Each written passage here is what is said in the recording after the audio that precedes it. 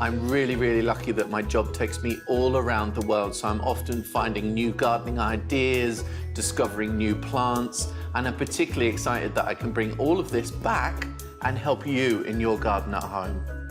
So talking about the grass, you've got a whole load of different options. So yours looks like a pretty pristine, posh one, but there are options right down from $9.99 per square metre. Is that one? They make it look so realistic as well. So you can see there's even dead pieces of grass. You're saying this is the $9.99 one? So this is $9.99 a square metre. It's not like that stuff they have in the market stalls, is it? No, it's not. It's so realistic. And you just lay it down, make sure you've got a flat surface, lay it down, and you will never need any tools, a lawnmower. All you've got to do is hoover it. Hi, I'm Mr. Plant Geek, and I'm going to show you my favourite weird and wacky bugs.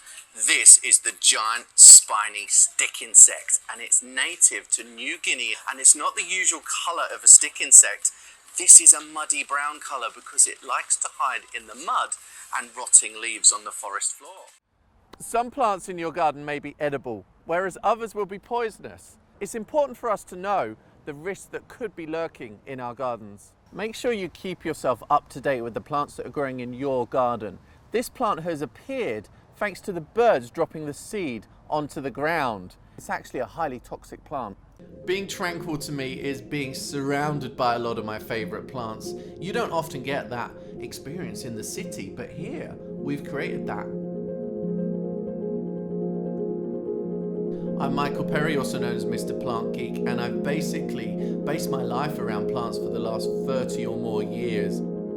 Even looking down from the hotel room, I see busy streets, I see lots of concrete, I don't see much greenery. That's why it was important for me to create this botanical suite where you can actually spend time in the city but still be amongst nature, and that's where you can have your forest bathing experience.